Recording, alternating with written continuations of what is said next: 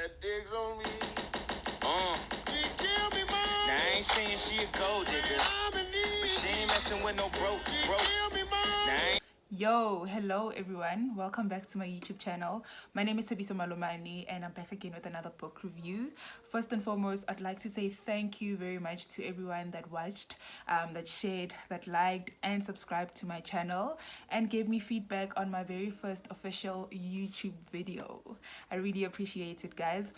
If you are new, welcome to my channel. Please do subscribe, and if you're coming back and haven't clicked the subscribe button, please do. Before I get into the book that I'm reviewing today, I find it fitting for me to actually mention that my book review videos are not meant to go into detail of the book or in depth of what the context of the book is about. I do not want to provide any spoilers, or I aim not to spoil the book for the next reader. So what I do is that I review books that I enjoyed and would like you guys to also read and enjoy. So I am reviewing today The Golddiggers by Sue Nyathi. From the cover of this book, I don't know if you thinking the same, but I definitely thought that this book would be about a blessy kind of story. And right from the beginning, when I read the first sentence, I knew that I had figured it all wrong, right? So just to give you the context of the book, the book is about a group of certain Zimbabweans who were leaving their country in the year 2008 after the economic demise in Zimbabwe, heading to Johannesburg, South Africa. For those who do not know, in 1886, gold was discovered in Johannesburg, and ever since then, the city has retained its name as Egoli, or the City of Gold, and the province itself that Johannesburg falls under is named Gauteng, which also means the place of gold.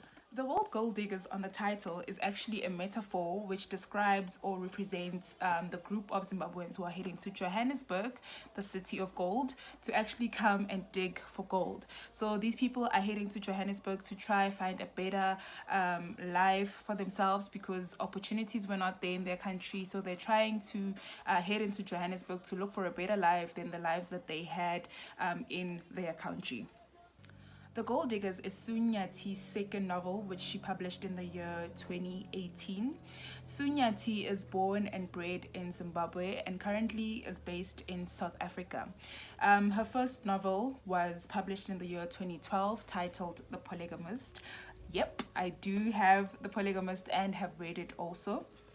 I did, though, not read the books in the sequence that they were published. I read The Golddiggers first, and then I read The Polygamist. Both books were a book club recommendation, so we read them as a book club and discussed them. I highly recommend book clubs to also select these books as a book discussion, because the topics that are covered are worth conversing or worth speaking about with many more other people. Read the books in the sequence that they were published. I do wish, though, I had read them in the way they were published, because as a reader I could identify the growth, the beautiful growth that happened between the two books. So kudos to Sue Nyathi for writing such amazing books that cover most necessary issues that are within our community. Let's get into what I learned from this book and what I enjoyed about this book. This book does not follow one main character. It's actually a story of multiple characters. So throughout the book, we are introduced to a number of characters, but right at the beginning, we do learn about the 6 main characters in which we follow throughout their journey to Johannesburg and how their life unfolds in Johannesburg, right? First and foremost, just to list the things that I liked about the book. Firstly, it has to be how surprising the story was to me. Because of what I said with the title, I did not expect what the book is actually about. I had a mind of a blessy kind of vibe story, and it was totally the opposite. It was actually a book that was giving a voice to illegal immigrants while focusing on Zimbabweans, but I think this is a story for many illegal immigrants that reside in South Africa and you don't read the book without thinking about the displaced brothers and sisters that we have in other countries across the continent or even across the world. Secondly, what I liked about this book is that it covers most of the stories, or most of the stories of the six characters, covers a certain social issue. I think Sue really did a great job in bringing those characteristics, in bringing those problems to life, and the way she delivered those problems to us was very eye-opening for me, and it taught me a lot about illegal immigrants in South Africa, to be specific. Thirdly, the way the book was written, it was effortless writing. It was beautiful. It was an easy read. It was not overwhelming. Although I have to say that you do go through a range of emotions. So I did go through a lot of emotions as I read the book. But otherwise, the writing style was beautiful. It was relatable, and the characters were described in a very realistic way. You could actually identify and relate it to an illegal immigrant that you probably know.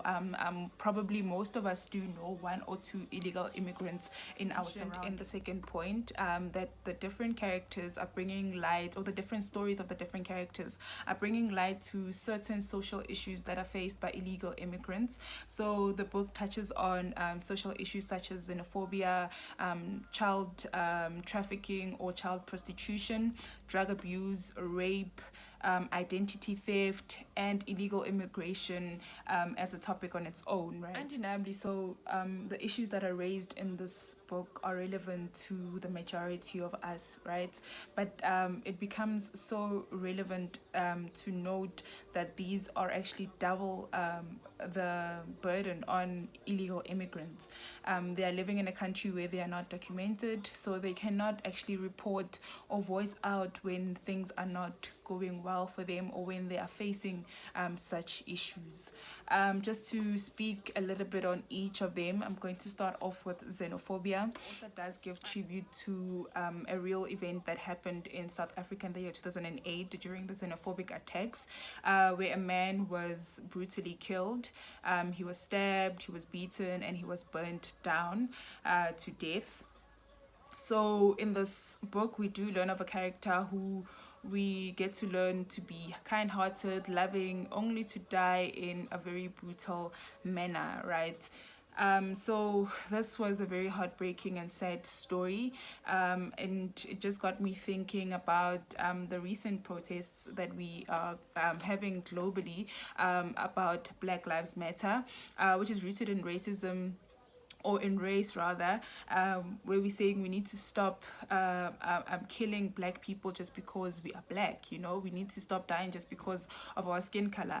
And xenophobia is no different. Like, we can't be killing people just because they're not of the same nationality, or they're not from your country. So this kind of opened my mind, or it kind of really just got me sad. So this could have been any one of us, honestly. It just got me thinking that we might just wake up tomorrow and South Africa is in shambles, and our neighboring country is the only place where we can actually go and try secure a better life. You know, we might be those people who are leaving our country illegally because we are unable to get documentations, or whatever the reason, or we don't even have the money to get proper documentation. I'm not saying illegal immigration is correct, but I'm just saying people need to start having heart and actually thinking what is the underlying reason for people to end up in countries illegally, and which is what I think this book aims to do. Secondly, I'm going to speak on child prostitution slash child trafficking. That was also another sad story. You know, I think Sue was very effective in telling her stories. She builds this character, you connect with this character, and then this happens to them, and then just because you've created a face, you know, and it becomes so close. You've built a relationship with this person. You've traveled with them throughout the book, and you've sympathized. You've went through the different emotions with them, and when such a horrible thing happens to them, you know, it really tears you down, it breaks you down. So once again, I'm gonna say kudos to for such great work, right? So I think with this one, what I really learned is to look at child prostitution in a whole different way. I think sometimes when I see child prostitution on the roads, on the streets, I'm usually just like, I fall back to a default judgment, right? My first question is always, why is this kid not in school? You know, because I'm such an agent of education. So I'm always like back on that default judgment of saying this and that and that. So it just taught me to sit with myself and my subconscious and really think of what are the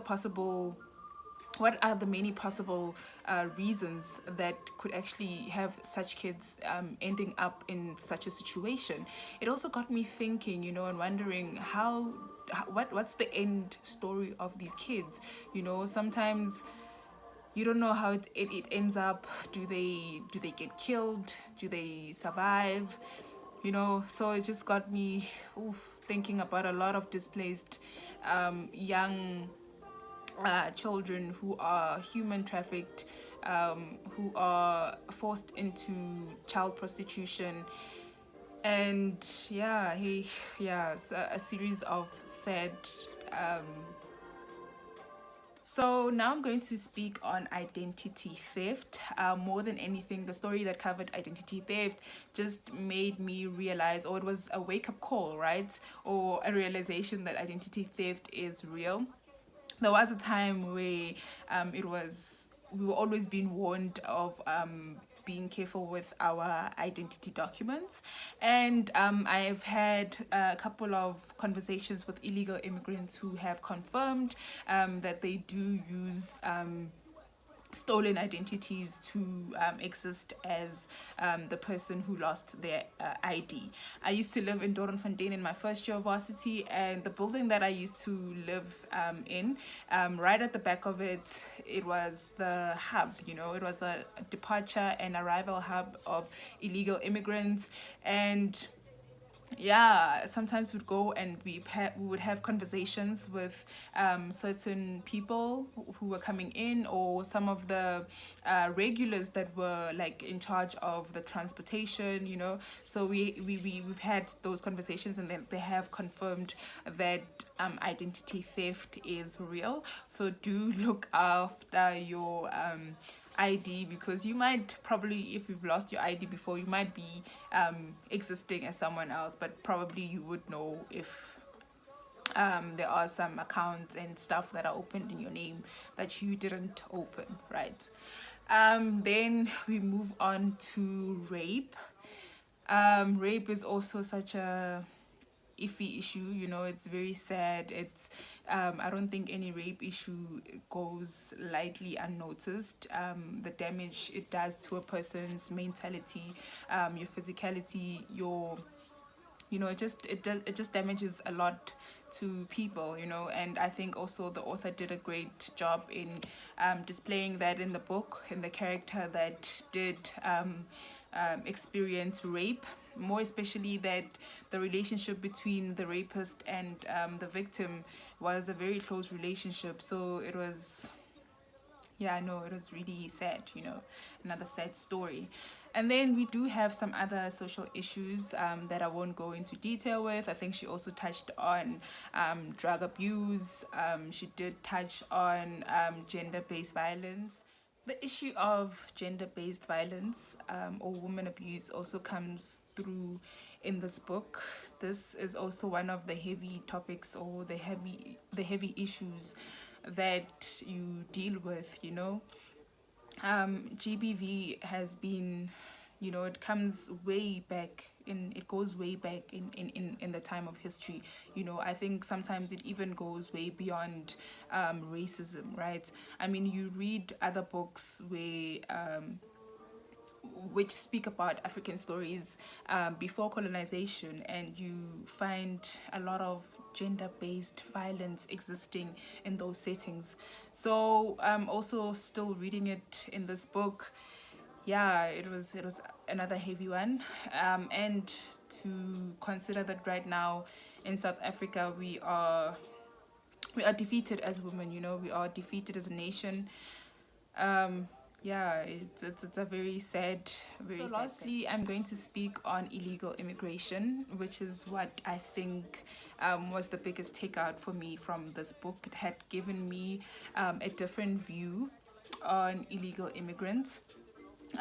So as a South African, I feel like before we start just saying illegal immigrants are a threat to us, they are taking our jobs, they are taking our women, they are robbing us, bringing crime and bringing drugs and so forth, and the list goes on.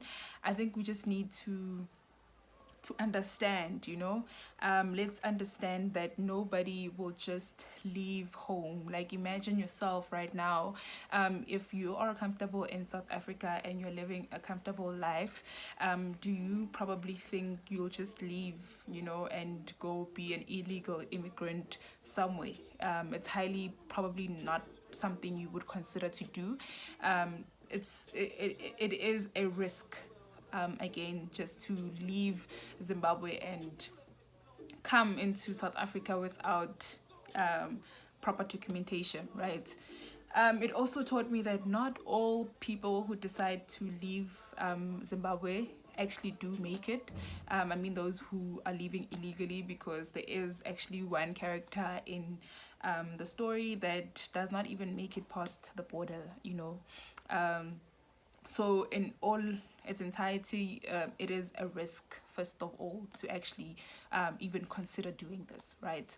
So yeah, I think if you don't have much of a view or understanding to why illegal immigrants make it to South Africa, or why we've got a lot of illegal immigrants, I think this book provides you some sort of view to understanding the reasons to why, and the kind of life that they experience in South Africa. So I really do hope you guys do read this book and educate yourself more on illegal immigration, not just from Zimbabwean point of view. I think this book is giving a voice to all illegal immigrants, not just the ones from Zimbabwe, but you know, across the borders, across the continent. So I do give this book a 4 out of 5 stars out of 5, because I really, once again, do think it's giving a voice to the voiceless.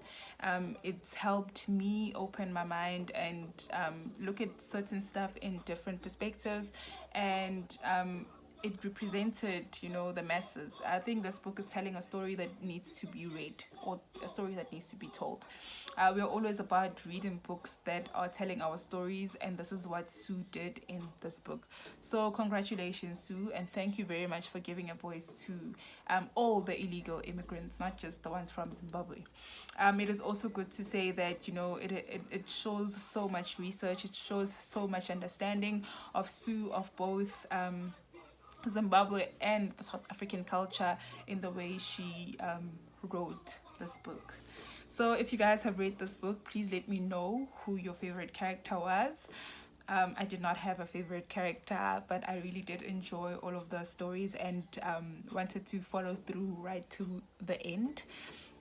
Please like, please comment, please subscribe, and I'll see you in my next video. Thank you very much, guys, for taking the time to look at this. I really appreciate it. I love you, and bye.